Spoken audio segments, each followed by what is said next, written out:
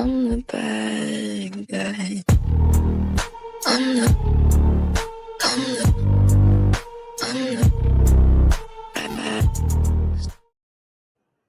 Welcome back to Across the Gridiron. So week 9 is in the books, and week 8, is in the books. And we are here once again to break it all down here across the Gridiron. And as always, I am joined by Eddie Equo. Eddie, my friend, after that terrible introduction by me, how are you doing this week? Listen, it's not even better with me. It's been a rough couple of hours. We'll get into all of that. But first of all, let me just say thank you to everyone who's tuned in. Don't forget to hit that like and subscribe button, because we do appreciate, every little attention that you give to us, because it kind of helps, to sort of get this thing going. But week 8 could have been a glorious week. I was looking forward to the week. I had high hopes, for the Eagles, had high hopes for the Cowboys. And let's just say that the Sunday night ended in shambolic fashion. But we'll get into it. I as a Dolphins fan, I thought the weekend was great. I don't know what you're talking about. Look, it was another action-packed week, and obviously we're going to break down some of the key games, some of the key talking points from this weekend. And we'll be back later in the week to give our picks for next week. But for now, let's look at some of the games. I think we're going to start off tonight. We are going to start off in Green Bay, and we are going to look at one of the front runners, probably one of the front runners, and one of the Super Bowl favorites probably at the moment, and that is the Green Bay Packers, who scored a pretty impressive victory against the Pittsburgh Steelers, who of course are led by former Green Bay legend Aaron Rodgers. Now there's this old kind of verbiage that we use obviously in football here in the UK, and that is a game of two halves. And I think that's a fair reflection of this game, wouldn't you say, Eddie? So the final score was Green Bay won 35-25, but at halftime the Steelers are actually 16-7 up. So a huge turnaround in the second half. I mean, Eddie, what did you make of this game? Yeah, this game was one of those that I think everyone was looking at this game and saying, Aaron Rodgers, this is all going to be about Aaron Rodgers. This was all going to be about, the Steelers, matching on, and Aaron Rodgers, reminding Green Bay what they could have had if they are stuck with him. But no, this was like the passing of the torch. This is like, like in wrestling, when, someone who's been there, done it, and then this upcoming talent, and then they have that match, and then the guy loses, and then, leaves the stage, and then the whole crowd, like, gets him over and all of that. It felt a little bit like that because Green Bay Packers, especially Love, he played well. Played well. And it's good when you have, a defense, with the likes of Rashawn Jerry and Micah Parsons, literally harassing, Aaron Rodgers. And it was a close game. And they always say that, games like this, it's a couple of moments, couple of plays that makes the difference in that game. And like you said, it was close, for a while. And then, the Packers just, ran away with it. It was a good win. I think this was more about coaching than anything else. I think Matt LaFleur is a very good coach. And you see that time and time again. He goes and plays teams that you would think, well, don't know how this is going to go. I think the talent on one side could be, overbearing on another. But, his coaching is great. He balances that run game very well. Christian Watson was back again, and he looked like he never left. And that injected, a different sort of life into him. And Tucker Kraft, oh my goodness, what a player this guy is looking at. So Green Bay had a lot of weapons. in this game, and yeah, I don't think that the Steelers can keep up with a lot of teams. I think you keep the game, and the Steelers have always been like this, right? They're not like high scoring, teams. You keep the scores low, they keep the scores low, and then they try and win the game. So usually it's a 20 points, for the Steelers, while keeping the other team to, within 18 points and thereabout. And that usually is enough to get them the victory. But the Packers just had a little bit more firepower. Yeah, there was a couple of there were a couple of interesting.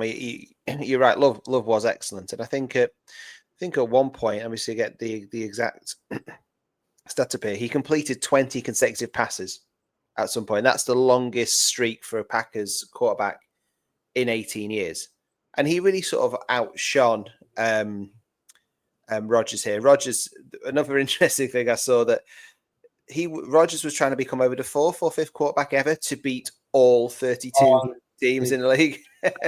And he would have loved, given what a piece of work Rodgers can be, he would have loved to do that at Green Bay, but it didn't come out. I mean, I'm pleased you mentioned Kraft. I thought he was sensational, absolutely unstoppable. You talk about Micah Parsons. We talk about Micah Parsons a lot, obviously, over the course of this podcast. He's had his fourth sack in 2 games. And it was just a relentless. I think, was it 3 touchdowns in a row? They hit that second half, especially that fourth quarter.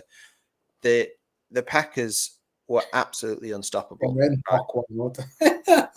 What was that? They went buck wild. They went, well, yeah, absolutely. So, yeah, I mean, look, they were absolutely. I mean, they were great. I mean, we talk about Love, 360 passing yards, 3 touchdowns. This was a really good game for him, and it's great for him that he got to show up and outshine his former mentor. And I use the words in inverted commas because that's one thing Aaron Rodgers never wanted to be, was a mentor. But how do you see this game? Just moving past the game just a little bit.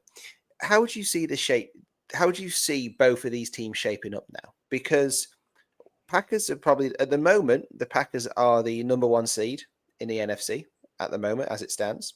I think they've got a 5-1-1 record. They started really well, but then they kind of leveled out in the sort of previous weeks. And if you can't beat the Dallas Cowboys, that includes leveling out. But with the Steelers on the other hand, they're 4-3, lost two straight. They are top of a very, very poor AFC North. How do you see both? How are you seeing both teams sort of shape out this season? How do you think this game reflected that? Like I think we said this last week. I think when you get to the halfway point, you are who you are in the league. Now we kind of know if you're a team that is gonna be one and done in the playoffs, or is there a team that might just go the extra mile? And I look at the Packers and I think that they've got what it takes to make a deep run in the playoffs. They've got a good defense. If they keep their starters healthy, you never know. I mean, that division is heavy, obviously with the Lions as well. I think you can probably say that those are the 2 teams that are making themselves out of that division, the Lions and the Packers. And then the NFC is a little bit up and down, right? You never know what you're going to get with the Eagles. You don't know if they're truly back or they're not. There's talks about AJ Brown might be getting traded and all of that. So you just don't know what's happening there. The Rams, they can beat anybody. They could also lose as well to anybody. Obviously, we've seen the Bucs lose as well. The 49ers have lost. So the NFC is kind of like up there for anyone to take, right? You go into the AFC, and obviously you've got the Colts, who are clearly, top of the pile. I think that the Steelers will win their division. Mm-hmm.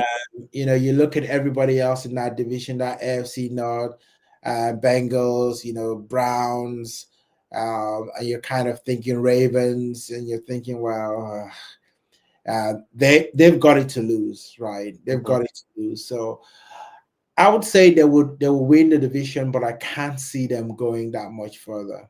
I can't see them going that much further. No. Yeah. Well, that's just the Steelers' MO at the moment, isn't it? Get to the playoffs, go out in the first round, Yeah. or certainly one and done. But back to the Packers, I think that they're going to have quite a big November. And I think it's on the 10th. I think that I think they're playing the Eagles on the 10th of November. Then they travel. I think is it to Detroit? I think later on Thanksgiving. So I think by the end of November, we will get to see if they are first seed. Yeah, first seed that game against Detroit will be important because they beat Detroit earlier on, right? So if they sweep Detroit, that could sway, how that division goes. So I think they'll be circling that game and thinking, because Detroit beat Bears. Actually, they pummeled the Bears. I think it was 52 something. Obviously, they lost to the Packers. They beat the Vikings, so they're 2-1 in their division currently right now. So yeah, if the Packers to be putting a circle on that, because they would think that they can probably sweep the Vikings, they can probably sweep the Bears. So that game against the Lions will be very crucial to who takes that division. Mm-hmm. Absolutely. Well, let's move on now. Let's stay at the NFC, but let's talk about one team who probably aren't playoff contenders. Let's go to Cowboys corner, Eddie. So the Dallas Cowboys rocked up to a beautiful looking Denver Broncos in that throwback jersey. Looked absolutely incredible. And got completely outplayed. The Broncos are now 6-2, a very straightforward victory in a way, 44-24 over the Cowboys. And despite all your talk about how nobody gives Dak Prescott the respect that he deserves, and he should be in the MVP conversation, he is the man who is leading this team to Super Bowl. He threw no touchdowns versus Bo Nix, who threw 4. So look, rather than me rubbing it in a little bit more, should I just let you go? Listen. Take a breath there, Eddie. This was an absolutely disastrous game. Absolutely. I haven't seen anything so terrible than the last time I was in nursery school, and and this guy absolutely took me to the cleaners, right? Where I was trying to feel a little bit, I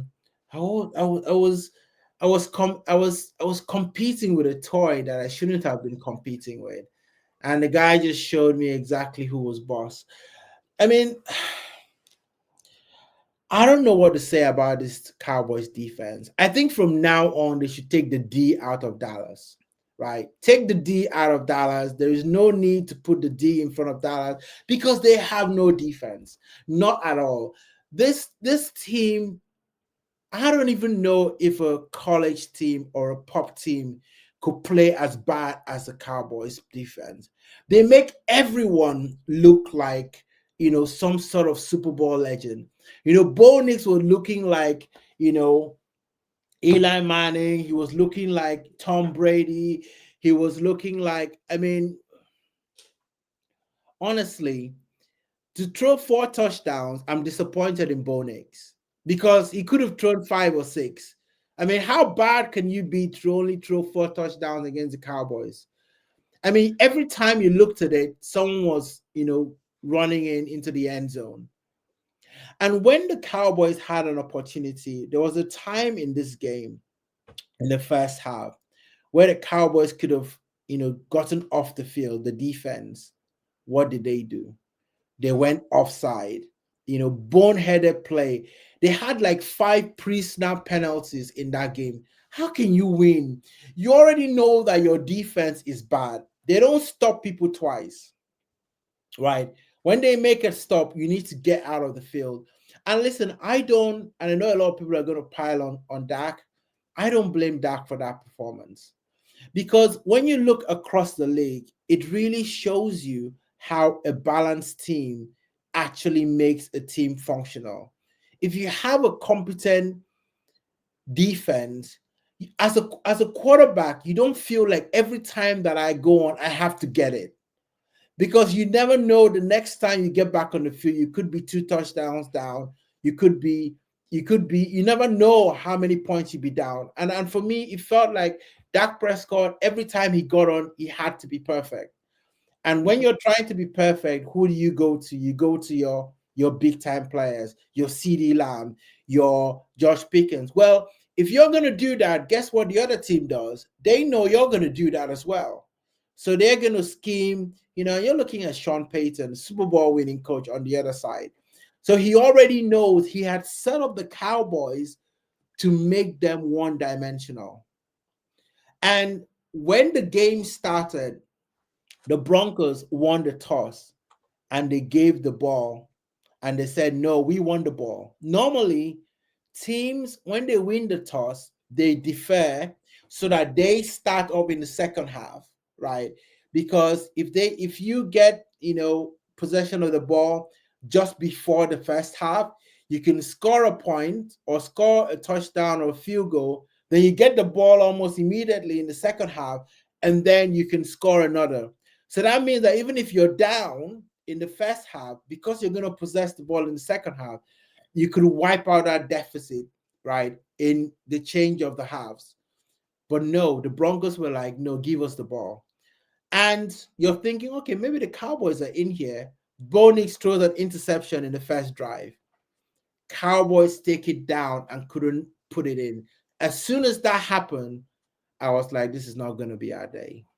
This is not going to be our day. And I think that I put this down on the coaching of the Dallas Cowboys because I think that Schottenheimer, I never know how to pronounce his name properly, so I'll just call him Shorty. Shorty, I think Shorty was overthinking this game. I think he thought that he could be clever, he could be cute because there is a good defense, on the other side. And a lot of the play calling just felt very unnatural to what I was used to the Cowboys seeing, right? In other games. There was a time we went like, almost 3 consecutive running rush plays and got nowhere fast. And, especially when you know that your team is not disciplined in terms of penalties, right? You've got to call plays a little bit different, do something to kind of help, your quarterback, do something to help your wide receivers. And that for me is where good coaches, right, even when their quarterbacks are going through a spell, they try and do something to help them out of it. And Sean Payton did that. Bo Nix had a difficult first couple of drives, but what did he do? He started adjusting, started taking advantage of the Cowboys' weakness in the secondary, and we're just targeting Bridges every time, targeting Bridges. Honestly, Cowboys defense are the worst I've ever seen. And I've been watching football for some time. I can't think of any defense that is that bad. I thought the Ravens defense were bad. Cowboys defense are giving everybody a run for their money. They're awful. I caught a bit of this game live, and I forget the name of the cornerback. You're gonna have to remind me. But Dallas were just picking on him. I think he was in the third or fourth. What was the guy's name?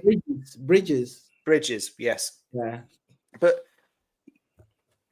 I mean, you'll know more about Bridges than me. I don't know if he's a starter or he's a second or third string or he's just in out of his depth. But whatever the reason, he was having a tough time of it. But he got no support in the secondary at all.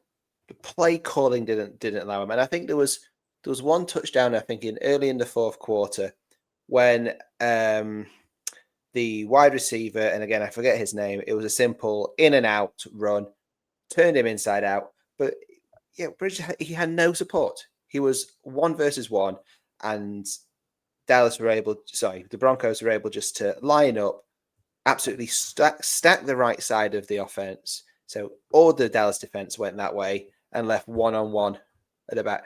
And you're just trying to think, look, if you've got a cornerback or a defender who is struggling, you try and call a play, or you try and call a game to give him some support. Yeah. And there was none of that.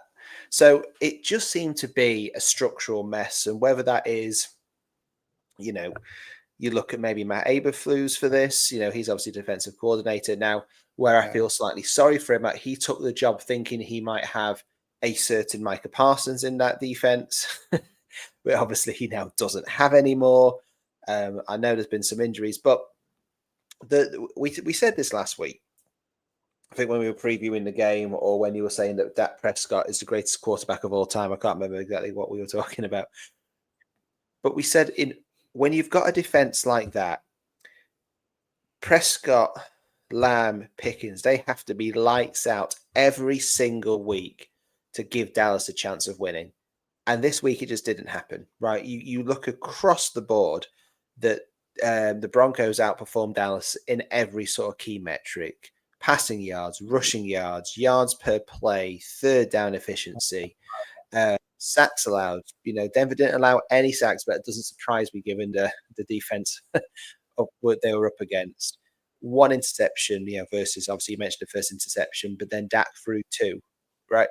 And it was just poor. And I think Dallas are going to have, I know you speak more from the heart sometimes you do from when you do from the head when it comes to Dallas Cowboys, which I think is fair.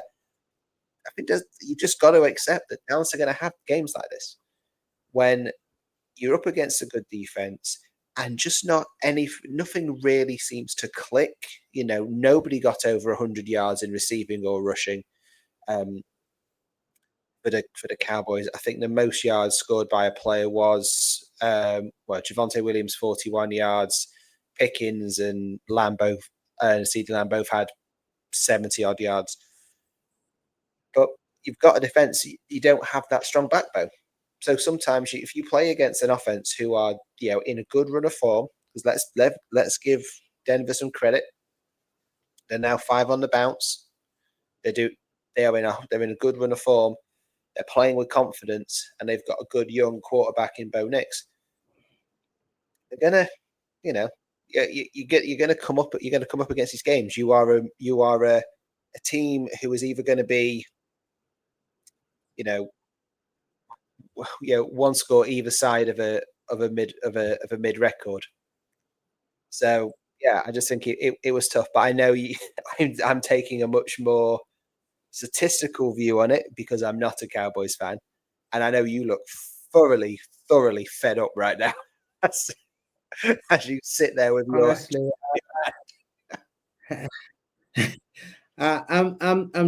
I'm just fed up. I'm just absolutely fed up, and it comes down to Jerry Jones. At the end of the day, it comes down to Jerry Jones. You've got to give your team a chance to win. You don't send people out to war without giving them ammunition. It's almost like one hand be tied out behind your back. You're making the coaches have to go through adversity, unnecessary adversity, just to be successful, right? Mm-hmm. And listen, it's the NFL. Nobody's going to go undefeated. Everybody's going to lose a game at some point that they don't expect to lose. But it's the way that you lose. It's just the way that you lose. You lose a game to a field goal. You kind of think, okay, fair enough. You lose a game, to, a late, touchdown, or something. It's just like, okay, but not when you lose a game after being pummeled by 20 points. I mean, the game was done. The game was done.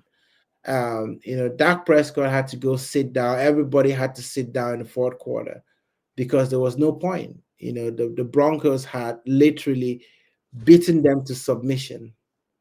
And that's just wrong, right? How can you not set up a team to win? It's just, yeah.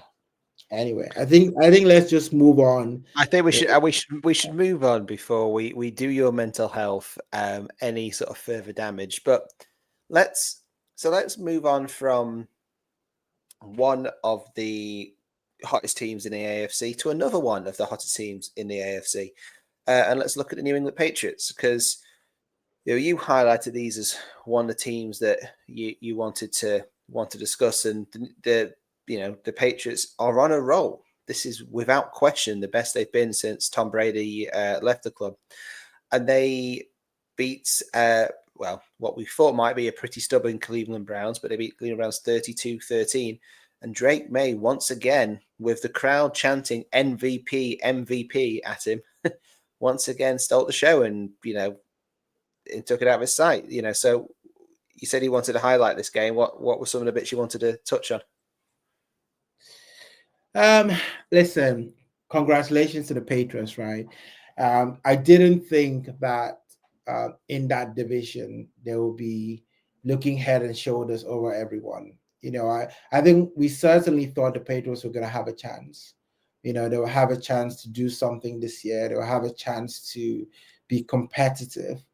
But to see the way that they played, they look good. What's the name of that wide receiver? Booty or Booty? Booty. What? I mean, he was putting it down, right? He was absolutely putting it down. And there was a touchdown that he had that just exemplified his play. Drake Maye, rolled out, and then it was an absolute dime, across all the way into everything just dropped in the bucket, and he was tracking it all the way into the end zone. Perfect. The Browns are a sorry team, but this is not news to anybody. I think everyone knew that they were going to be sorry. As soon as they started doing all the dancing around with the quarterbacks, you're like, that's not a serious team, right? You can't train for two quarterbacks, and then before the season starts, you trade the one that you traded before the offseason. You trade that one away in Kenny Pickett, and then during the season, you trade another one away, to a division opponent, and then you start with a rookie quarterback that no one thought was any good, right? He had some decent games, but no one was like, well, he's going to blow up trees. And then you have another quarterback, in your team that everyone thinks should be playing, but you're like, no, can't play him yet. So it's just a mess. And you're wasting, a all-time top defense, right? An all-time top defense just because you cannot figure things out in the offense. How bad can they be? Dylan Gabriel was giving up the ball, every single time. Myles Garrett had 5 sacks. Mm-hmm. That is ridiculous. I don't know of a game where a player had 5 sacks and was on a losing team. That generally doesn't happen. Right, you have to play an exceptionally bad level of football to be on the wrong side after a 5 sack performance. And you could see he was visibly upset, at the end of the game. He was just like, what am I doing here? And listen, I have no sympathy for him, because at the start of the season, there was talks about him potentially leaving the Browns. He even said he wanted to go somewhere where he could win, but 40 million, makes you say other things. So fair play to him. I'm not saying that I wouldn't have taken the 40 million, but now you've got to just take your medicine, right? This is what everybody expected to happen. I don't think there's anyone that expected the Browns to make a run, for anything. I don't know if they'll even be making a run for their own breakfast, never mind a run into the playoffs. So Drake Maye, this is about the Patriots. The Patriots look good. They look back to the Brady era. They look back to being functional, being and to be fair, sometimes the fixtures does help you. In this league, you've got to have a kindness of the fixtures, right? And you look at the teams that they've played, they've not had to play any superpower, where they are, but you beat the teams that are in front of you, right? And when you do the business, you can hold your hand up and say, I've done my end of the bargain. However I get into the playoffs, I just get into the playoffs. So fair play to Drake Maye. Good defense, good offense. Patriots will keep rolling. Yeah, I think your criticisms of the Browns is fair. Garrett is a beast, isn't he? Broke his own record with the 5 sacks. But yeah, he had a few things to say, and I saw I saw a clip of a video that on Sports Illustrated today that is saying, "Oh, the Browns should trade Garrett now and just try and build something with try build something off the money that they will make from Garrett." But they're going to have issues with offense. They've started a rookie quarterback who wasn't particularly high up. I think we've mentioned his rookie quarterbacks before. They're going to have good days. They're going to have bad days. But for me, I think you brought it back round. Yeah, for me, this is about the Patriots. When we predicted this, when we looked at the beginning of the season, we said in the AFC East that it would be the Bills who were basically going to guarantee top spot, and it was a battle for second between the Patriots, the Dolphins, and maybe the Jets, depending on how they started. And boy, how wrong were we when it came to the Dolphins and the Jets, right? We'll touch on them for a minute towards the end of the pod. But the Patriots have surprised everyone. Let's say maybe not surprise everyone because everyone saw Drake Maye had talent last year. But yeah, they are winning the division. They are 6-2. The Bills are 5-2, but the Bills are a game behind, right? So I mean, there is always a chance to catch up. But no, I mean, fair play to the Patriots. I said this is the best they've looked since Brady. Yeah. Right. What I liked about it is that it's in the receiving core. In that game, they had 7 different players making successful receiving yards. Yeah. Yes, so they're spreading it about. It's not like they have. I mean, they went after Matt Collins the most. He got 7 receptions. Yeah. But Booty had 3. You mentioned him, and I just love the fact that we can say Booty on YouTube. Booty had 3 receptions. Douglas just had the 1. Hooper 2. Stevenson 1. Stephon Diggs with only 3 for 14 yards. So that's quite obviously low for someone of Stephon Diggs' quality. Yeah. And Henry Hunter. Touchdown. So Stephon Diggs, Absolutely. Stephon Diggs, 3 touchdowns. So 3 receptions, 1 touchdown. Hunter Henry, 1 reception, 1 touchdown. So if, Matt Collins obviously had the most, they were searching out him for the most. He didn't quite make 100 yards.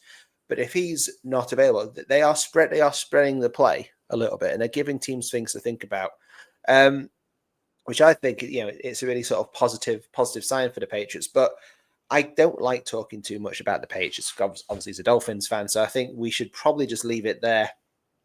Over to say fair play, but let's stay in the AFC East for our last game. We're going to touch on the most. And let's look at the New York Jets because finally they got to win. There is no winless team in the NFL anymore after they squeaked by. I'm trying to pull it up here. Who did they beat? Bengals. Yes, they squeaked 39-38. And this was a bit of a comeback. They pulled it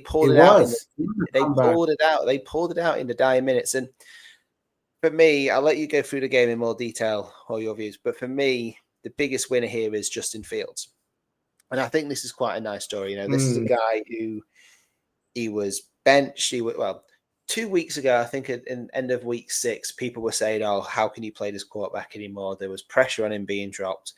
Last week he was dropped, and this week he probably wasn't going to play either. I think Tyrod Taylor picked up an injury, so he had to come and play. you had the Jets owner throwing him under the bus pretty publicly, saying, "Oh yes, okay, we're doing well, but how can you expect us to do well with a quarterback with stats like this?"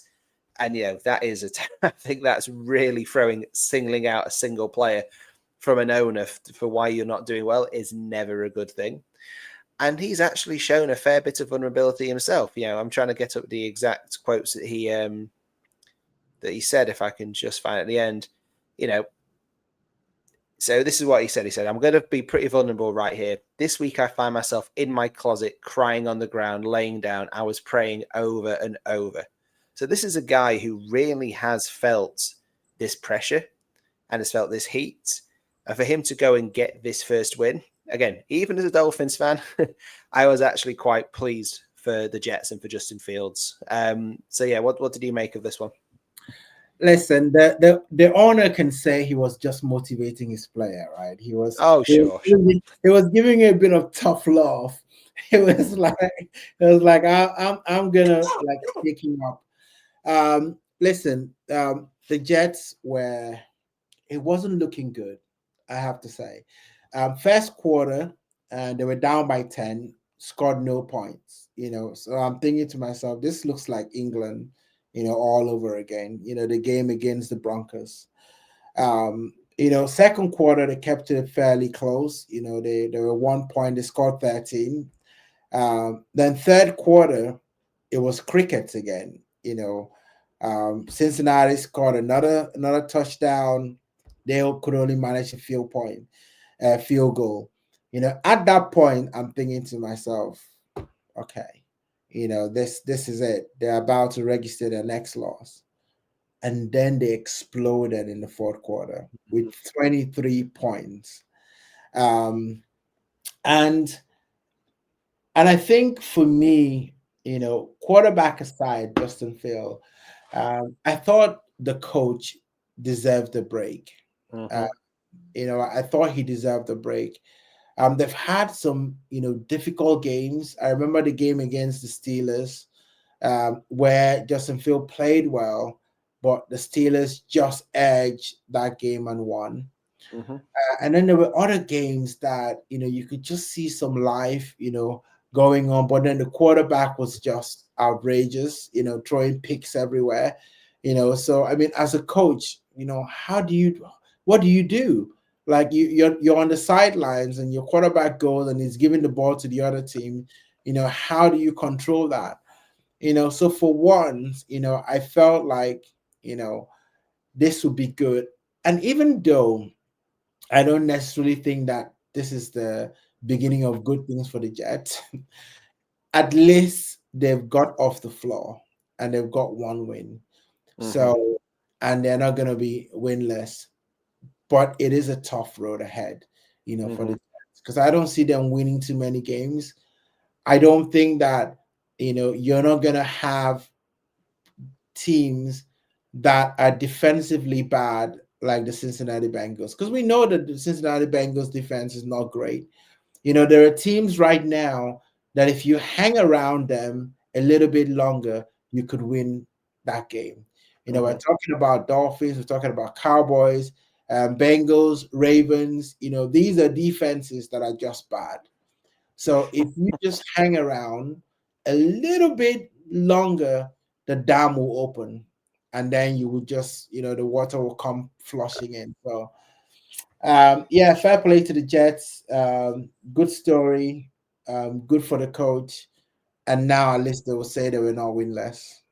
Absolutely. And I think, rather poignantly, it was actually quite a good week for them to win. Obviously, after they announced the passing of Nick Mangold, who was certainly one of the main, he was certainly one of the cornerstones of that team.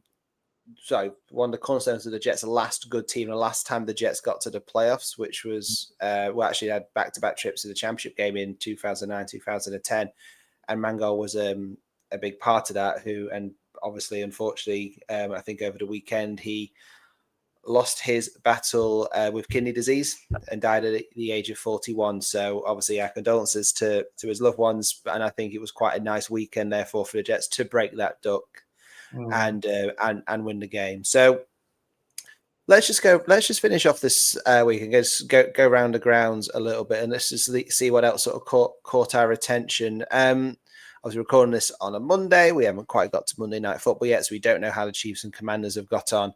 But let's just pick out some of the other stories from week 8. So the Chargers and the Vikings, and the Chargers won a surprisingly lopsided 37-10 against the Vikings. I think we all thought that might be a bit of a closer game, but Chargers roll on. At last, the biggest shock of the week is that the Miami Dolphins went away and won a game of football incredibly as they rolled over the Atlanta Falcons 34-10. This was Tua. This was McDaniels. This was basically playing like the team that got to the playoffs a couple of years ago. This was good to see, and boy, did they need this after a couple of absolutely rotten weeks. I'm not going to touch on it too much because I'll probably get carried away. But Eddie, do you want to say 30 seconds on the Dolphins? Yeah, I mean, talk about when it rained, it pours, right? For the Dolphins, it's been pouring, it's been torrential rain, and they've been like scooping the water out of the boat, and it's like literally just like, where's the next one they need to patch? It's been an absolute horror show, considering it's Halloween, time right now, for the Dolphins. But it was great. I mean, I guess the story now is Tua, right? Because 1 week he looked absolutely terrible, and people were talking about, is it time to like trade Tua away? What's gonna be happening? He's earning a lot of money, and did this game maybe just remind people that maybe there is a player in there, and potentially he's still got something to offer the Dolphins. It was a good game. It was the sort of game that a team plays that it reminds them we can win a game, right?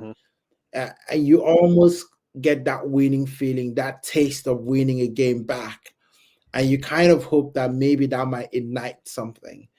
I still think that the Dolphins are a little bit broken this season, and I don't think it's on the field. I think it's out of the field. I think it's in the locker room. It's everything happening outside that I don't know if they can overcome those to actually put consistent performances on the pitch. But it was good for Tua to win. It was good for the Dolphins to win. And it just keeps the NFL interesting. And that's the beautiful thing about it. Every weekend, there is a shock result. There's a team that goes and wins the game nobody gives them any business to win. Yeah, I mean, the disappointing for Falcons as well. I think more than that, the Falcons would certainly have earmarked this game as a one to win, but their mid-season slide certainly continues. Yes, they're out. Yeah, they were missing their starting quarterback in Penix Jr., but you have a pretty expensive backup, and you would have thought they could do more against this Dolphins team. That's 2 double-digit losses in a row for Falcons, so their slide continues. Baltimore Ravens picked up a pretty impressive victory over the Bears. Still no Lamar Jackson, but no problem, as they ran out 30-16 victories over Chicago. I mean, Caleb Williams, I thought, was an interesting one. Threw nearly 300 yards, but no touchdowns, which I think is quite, which was quite impressive. The Bills ran all over Carolina Panthers 40-9. Again, I think this was fairly routine. Panthers were without Bryce Young, but they didn't really show up for this one. Texans looked good against 49ers, 26-15. Eagles, finally, Eddie. The Eagles look back. The Eagles looking sharp, and Shaquan Barkley, I can't get his first name right there. Yeah. Barkley finally ran over 100 yards, rushed over 100 yards in this game, 150 yards, including a pretty decent 60-yard run within his first run of the game, as they beat the New York Giants 38-20. Buccaneers ran all over Saints 23-3. Saints even replaced their starting quarterback. They pulled him. They pulled Rattler and put in Shock for towards the end of the game. The Colts still look unstoppable. 38-14 as their remarkable run continues. And for me, I think we should maybe just end briefly and just maybe have a word on the Colts, because they just look, I mean, I am ready. I am close to being able to go all in on the Colts. Because, yeah, that's another impressive victory against a very poor Titans team. But you can only beat what's in front of you. Yes. Listen, I mean, the Titans are the doormats in the AFC right now. They should just take this season as just a learning season, focus on developing their quarterback. If they really believe in him, they picked him number 1 overall. So now it's about, developing him. Still, don't care about the results so much. It's like, okay, can you get better with every game? Are you seeing the field, going through your progressions? Can you, maximize, and be a leader in the pocket? I think that's all they can look at this season, because they're not going to go anywhere. For Indiana Jones, aka Daniel Jones, in the Colts, he's looking great.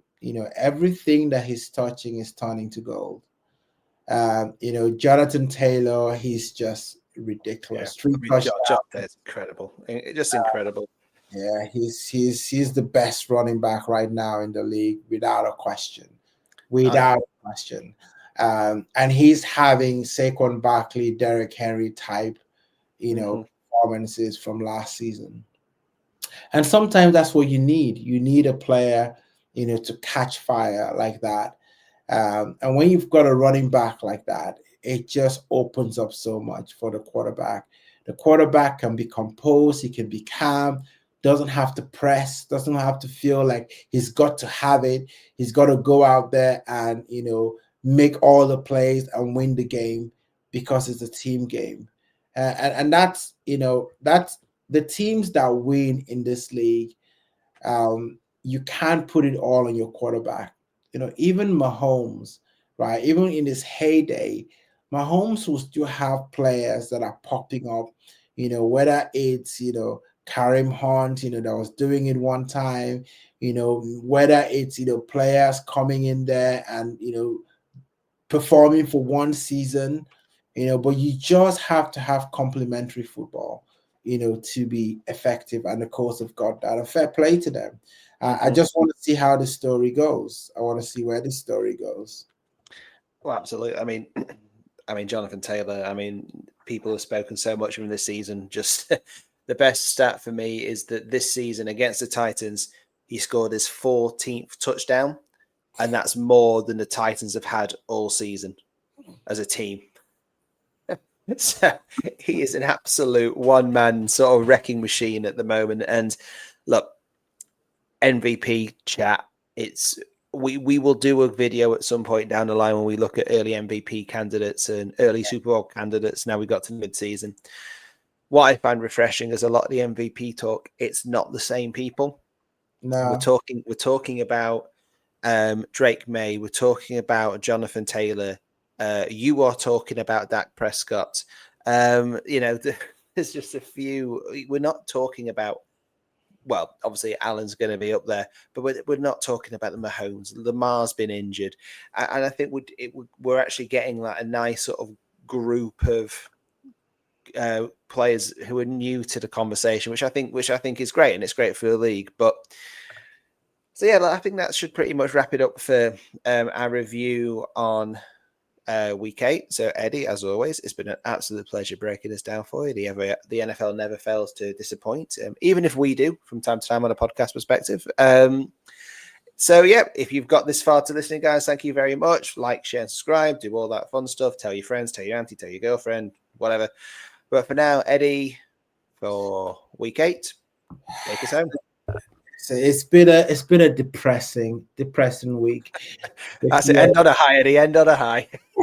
If you're a Cowboys, there's always next season, because we might as well throw this season away because it doesn't count. We will count this season like the COVID year because a lot of people consider the COVID year did not exist. But and we look for better times. So I mean, we've got the Cardinals to play, so hey, that can only look forward for the Cowboys. But don't forget to hit that like and subscribe button, guys. Appreciate all of you, and we'll see you at the next Across the Gridiron. I'm the bad guy. I'm the